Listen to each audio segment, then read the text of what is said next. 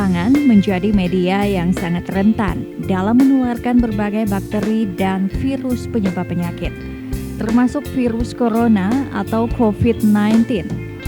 Kebiasaan mencuci tangan dengan sabun sebelum maupun sesudah beraktivitas menjadi salah satu faktor penting dalam memutus rantai penyebaran penyakit.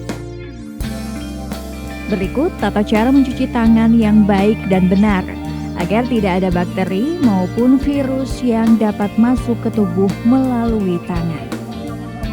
Telapak tangan, jadi dengan penghubung. Ambil secukupnya, kemudian putarannya arah ke ibu jari sebanyak 4 kali. 1, 2, 3, 4. Yang kedua punggung, 2, 3, 4 kali. Kemudian sela-sela jari, membersihkan ibu jari 4 kali juga.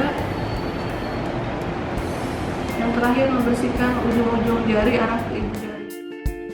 Selain mencuci tangan, dalam dunia medis juga terdapat etika batuk, yaitu dengan menutup hidung dan mulut dengan lengan yang dilipat.